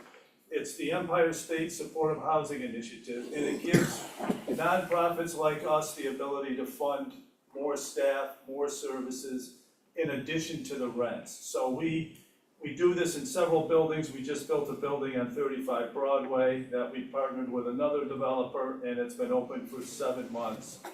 But anyways, ESHI would be part of this. So we would have staff on site working with the men and women in our property. And then I would just like to add, because we do a lot of different work in the veteran community, I've got about 400 other units that would be very similar to this. And I think some of the concerns about veterans aren't what I see every day. So I do think that's not the men and women that we serve. I'm not saying that it won't be a problem. I'm sure there'll be some incident perhaps at some point, but we deal with these incidents. We have staff, we have the VA, we have other providers in the community, and we do this every day. So this isn't a new population. If my kid went to that school and that building went in, I wouldn't be concerned about the men and women that live there. So that's just me personally, from doing this with 400 other units of similar housing. Any other questions for the board? I asked a question, I'm sorry, and I don't mean to We, be we, rude. we What? cannot do a back and forth. This is not the place. Okay. I'm certain y'all are gonna have some more community meetings before, we, return to have a discussion about this project again, probably, right? I Well, would think after so. the meeting, would I be able to talk? Sure. Yeah, Love because to. you said something that kind of disturbed me a little bit. And we'll save that for after the meeting. Sure, that's good. Are there any further questions Yes. from, okay. Can Goodness. you go back to, Which one you wanna look at? there's one of the renderings, Okay. keep going. This one, No, This one. it's more, not the photo ones, it's Oh, just the plans, from the bird's eye view or from the elevation? elevation. That's it. Okay. So the new building will be to the right, correct? Yeah, the existing building is the ghosted area on the left. Right, Yeah, all of the This is- stuff with the brown tone on it is new buildings. so it looks like you're connecting the new building to the old building. Yeah, there is a corridor connection. There's a corridor, so There's that, a gap between, physical gap between them, but there is a corridor across. okay, so that allows people from the veteran side to come into the old, I'm just gonna say old, or existing building, I should Yeah. say. We discussed that at the meeting, we had a meeting with the residents previously, and we told them there would be security to prevent the back and forth. All this here is to prevent the back and forth unless there's a purpose for them to go back and forth, in which case a staff member will have to allow them to go back and forth. There won't be an open corridor for people to go back and forth. It would allow them into what's currently the gymnasium, but no further. So I mean, that's where I was getting to, there's some Right. shared amenities Right, that allows them to have access to the shared amenities, right. but they shouldn't have access No, to the livable area. no. Okay, so that was my first question. Now, as you build the building, cause construction is noisy, it's messy, it's all the things that you hate until you're done and you see this beautiful building. What do you have any plans to keep that disruption down for the people who are going to be literally right next to this construction site? That's probably closer than my bailiwick. Yeah. Because we do an awful lot of noise control, and we recommend the architects put a strict noise control section in their specs. It limits the hours, it limits the days, and quite honestly, once we get through with the excavation of the ground and the basic framing, when you get into the internal work, the noise level goes down significantly. But there's no way to excavate the soil and do the heavy work that you have to do, that'll be quote quiet. But there are methods to make it more amenable to the hours that the people want to hear it. We don't want them starting at 6 o'clock in the morning, we don't want them working on Sundays, things like that. So all those things are in our noise control section of our specifications.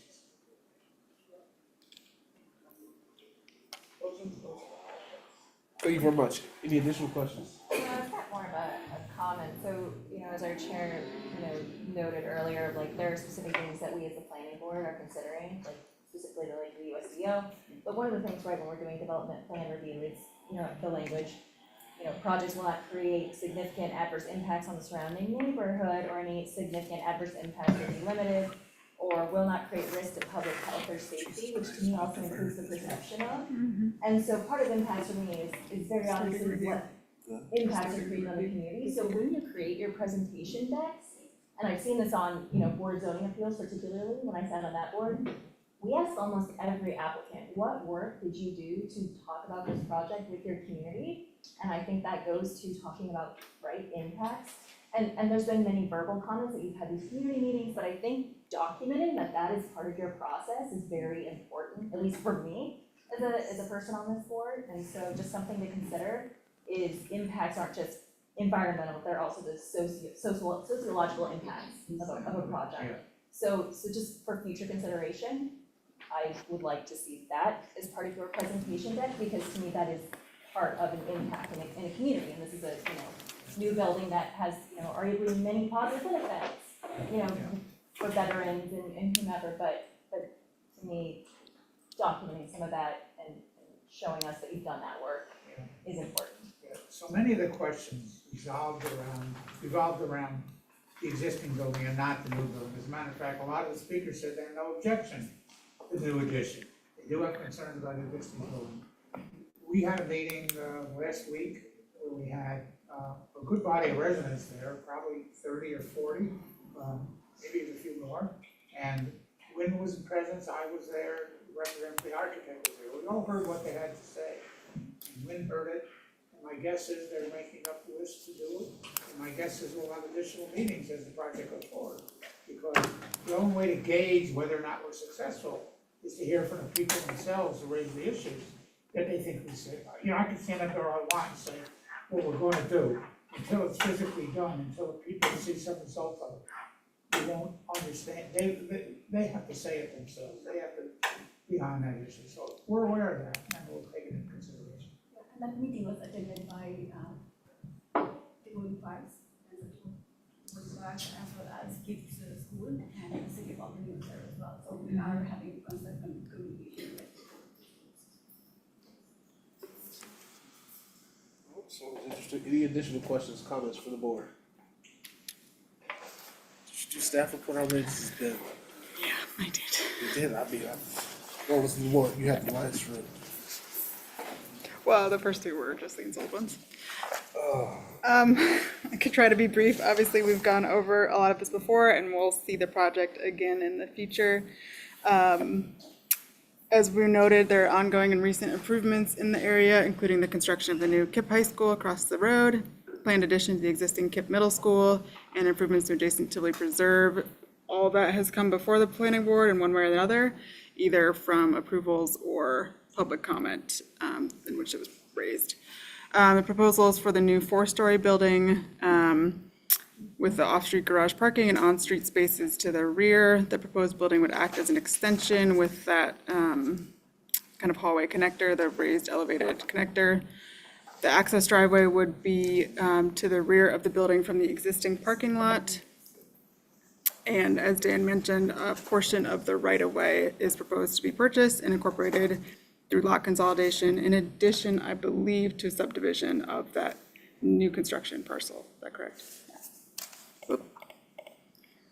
Going through some of the specifics in the staff report, which was provided to the applicant team. The proposed building is in keeping with the zoning standards for the mixed-use neighborhood edge. It is allowed an additional story due to the affordable housing incentive that's in our USDO. Some use-specific standards to the residential multi-unit dwelling is 10% of project site is for indoor, outdoor, passive, or active recreation. And the community room and laundry, I think we just need some additional square footage, but it does meet the requirement. An on-site laundry is shown on the floor plan on the first floor adjacent to the parking garage. Some of these notes, I believe, maybe had been addressed in a comment letter that was provided very recently, so I haven't had a chance to go through it. But some of the sidewalks kind of dead end as proposed in the front, so we recommend those are connected, as well as adding street amenities, even though Park Road is a private road. Something like a bench, bicycle rack, or trash receptacle is recommended. Wanted to confirm that the access via the dead end manning is emergency only. Sounds like it is, so if we can include that on the site plan, indicate that there will be a gate and Knox box or whatever for the emergency services. Accounting for the 20% reduction in affordable housing incentive, the proximity to transit, so the CDTA bus stop, and the on-street parking credit, there are 43 off-street parking spaces required for the building of 97 units. And the proposal meets that exactly, along with the ADA spaces. We just need a few more revisions. Snow storage, I think the landscape plan is updated in the PowerPoint, and I think probably in a future plan set as well. So some of those landscape that's in the elevation should also be shown on the landscape sheet for review by our forester and DGS, as well as the lighting plan, which I think Shadi had brought up previously. We just need to see any new proposed exterior lighting and or protection or relocation of the existing street lighting along Park Road. The project was referred out to the Albany County Planning Board as required, and we received recommendation back from this month noting that it should be reviewed by SHPO. So I think if we can have a copy of that letter of no adverse effect, that would be appropriate. And then there was an advisory comment that the applicant should be required to provide adequate parking for the proposed use. So by our standards, it does meet that exactly. Project was referred out for comment earlier this month or early in September, and thus far we've just received the Department of Engineering comment, so obviously we're expecting more coming in. The project, known as Livingston School Apartments 2, for the purpose of the review, if the name changes in the future, that's fine, is classified as a type 1 action. And that's due to the 25% threshold met because it's substantially contiguous to a historic listing. That's the existing Livingston School apartment building. And to start the seeker review, we did receive the part one of the full EAF, which was amended again to reflect the public agencies, funding agencies. So the recommended action tonight would just be to initiate that seeker review, because it would be required to be coordinated with the various public funding agencies. But otherwise, we would defer review of the development plan, DPR 2025-28. So it's just seeker lead agency, just starting the coordination. Can I actually ask a question before we? Would the parking for the phase two, would it be shared parking, like folks who live in the existing residences and the new all share the lots, or are there separate lots for existing? And I guess I'll share where I'm going with this is I recognize it meets the required number of spaces and the required number of ADA spaces, but given that it just comes to mind for me that if the existing population is heavily senior citizens, if not all seniors, and the new addition is gonna have a number of veterans, might be wise to consider having more than 2 ADA spaces, given that you might have an overrepresentation of folks residing there that would need that kind of accommodation. With the parking, the people claim that there was inadequate parking. I think they're talking around Park Road. That's the front entrance, that's where people like to park. But we do have significant parking off to the left and the rear of the building, which is very rarely 100% full. Again, parking at the left and the rear has significant parking capability. If you analyze the entire building site, there's plenty of parking. The question is it convenient enough to be used by the residents of the building? And that's why we worked out the 43 separate for that. The control of that will be up to William to determine how best to control those parking spaces, whether or not there will be designated parking spots for people, or whether or not they're gonna be designated spots for a certain type of resident, either new units or old units. That's something still to be looked at, but I don't think one has made that determination yet. The ones that's underneath the building that will be required for the new phase, how it's done for circulation and everything for that area. We definitely are preserving that big tree. The storage tree is estimating that a lot is gonna stay. Yes. Being protected, and we'll make certain that everybody that digs a hole stays away from it. If you go out there, you'll know the tree I'm talking about. Yep. Any additional questions? All right, we have two actions. On the first for deferral of the development plan review, is there a motion? I move to defer. Second. It's been moved and seconded to defer the development plan review for the Livingston property at 315 Northern Boulevard. Is there any readiness or questions on the motion? Hearing none, all in favor, please say aye. Aye. On the second motion for seeker, is there a motion to declare lead agency for seeker? Is there a second? It's been moved and seconded to declare lead agency for seeker. All in favor, please say aye. Aye. Those opposed, motion carried. Thank you very much. Thank you very much. Absolutely. To folks in the audience, please remember that if you spoke today, to submit your comments via email as well, so that we get the file. Planning department cards, contact information is on that table in the back corner. Yep. Thank you for them. We just ask if there are conversations that are gonna continue, if you wouldn't mind closing the door behind you when you step out in the hallway, just so you can continue to hear the next folks.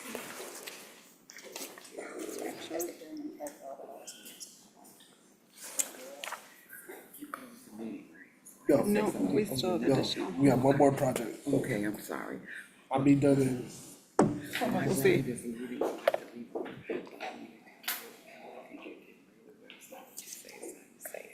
absolutely. Well, thank you. All right.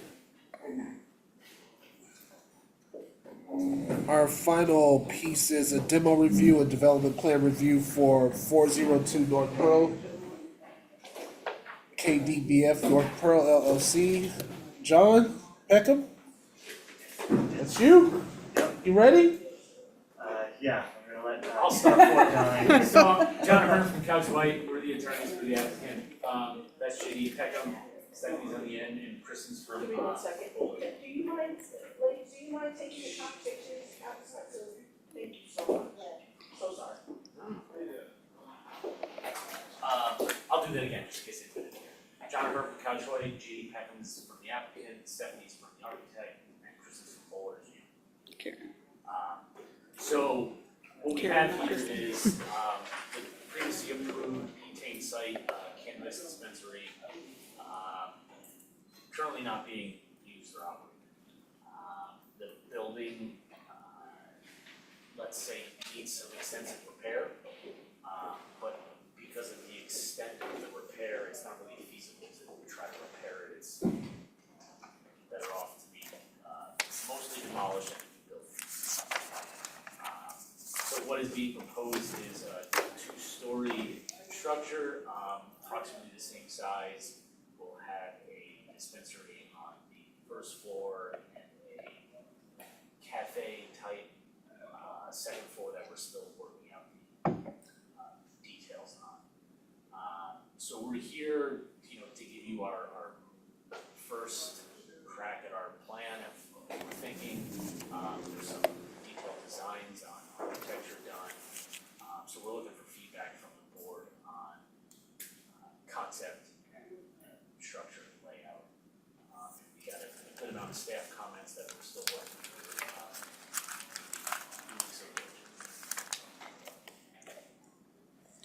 So it starts with the demo slides. Do you want to go through this?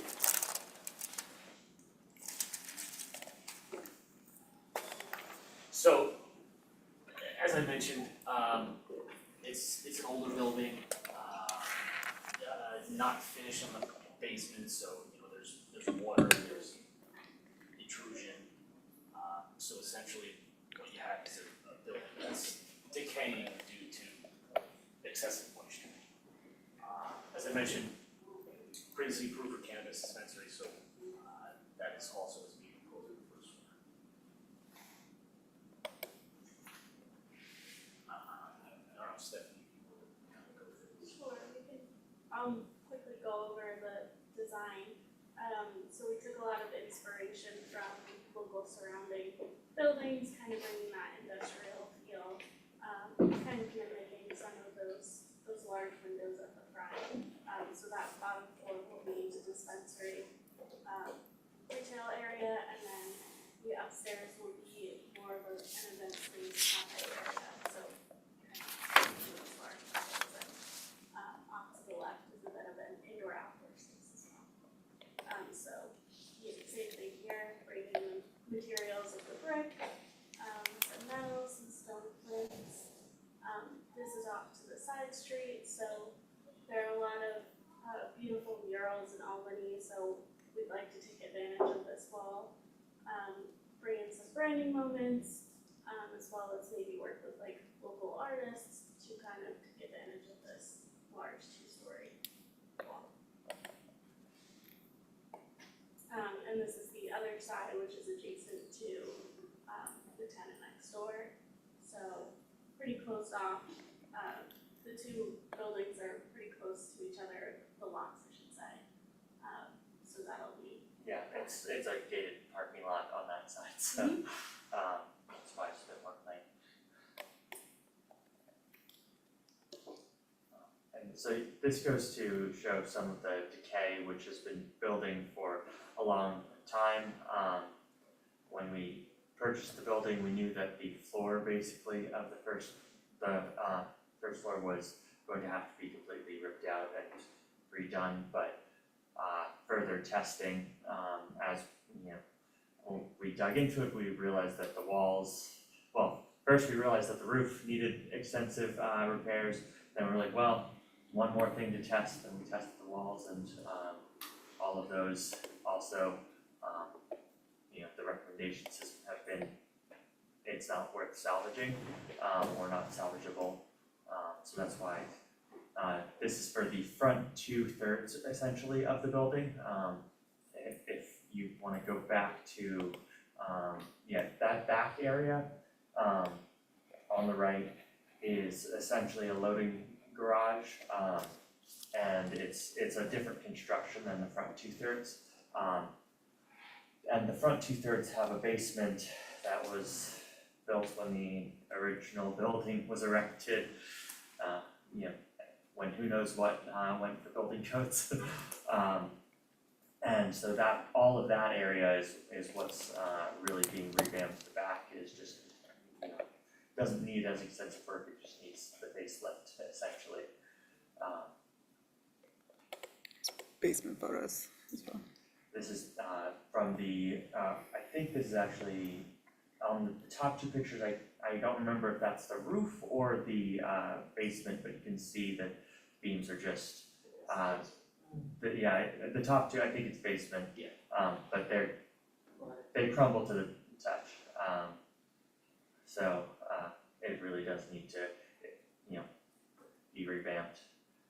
We're working with, Bowler and site engineering and the Department of Water to make sure that all of that is done compliantly, because this has been as a result of, there's a creek that runs about 100 yards from the building, and whenever it rains, the underground component of that creek just runs right through the building.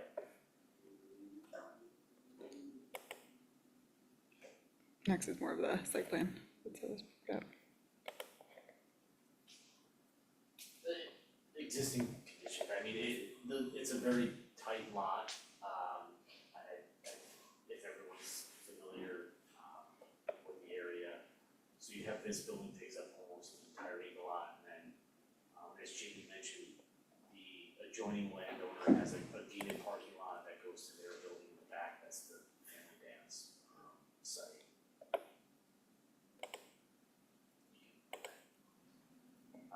And then these are the layouts. So this is just a brief overlay of the proposed building floor plan and how it's, taking up the same square footage location of the existing lot.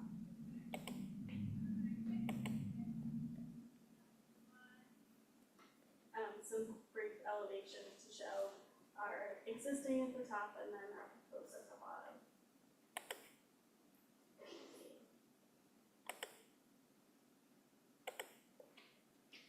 Proposed elevations. And then this is just again, a schematic plan of what we're thinking about. This specifically shows the second floor and how we have that existing loading dock that's off to the left, and off to the right would be more of what we'd be looking at for the second floor. So this would be more of the event space as well as some manufacturing back of house space for mechanics. And then this is our first floor. So again, you can see the existing loading dock, which is that first portion off to the left. So we'll take that space and divide it up into our loading dock and some manufacturing rooms as well. So more back of house. And then this middle portion here is, again, back of house area for manufacturing and employee use. And then that front area is the main retail and entrance to the space.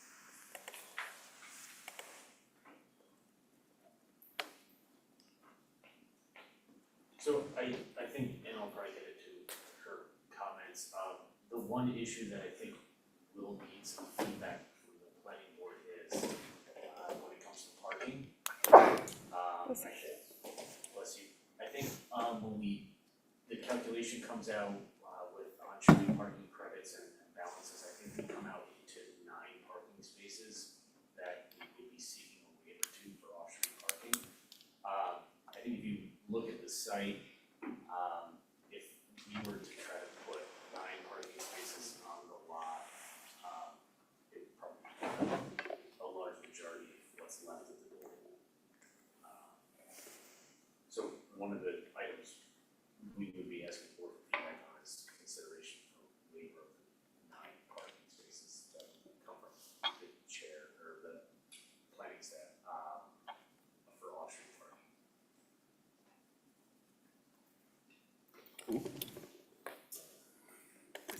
Well, thank you. No written, no public on this one. Any questions from the board? I think on one of the first slides,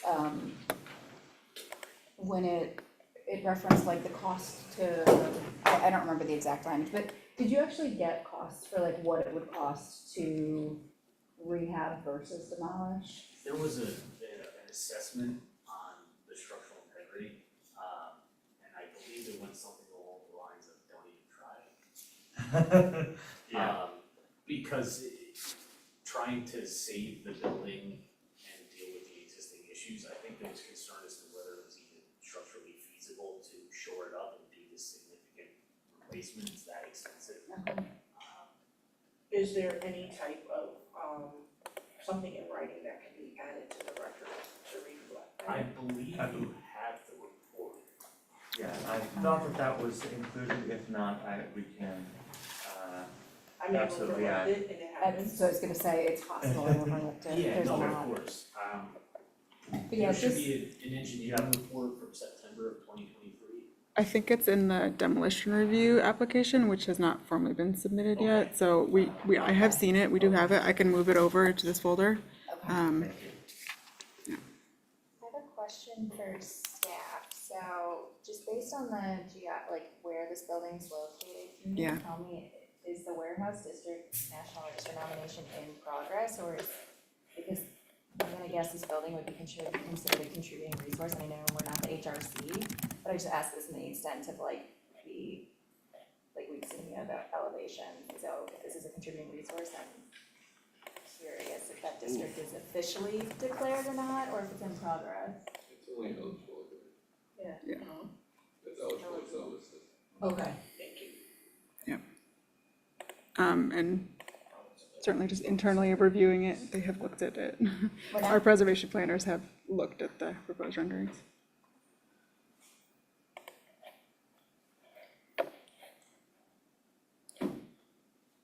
all my questions. Okay. Staff? Yep.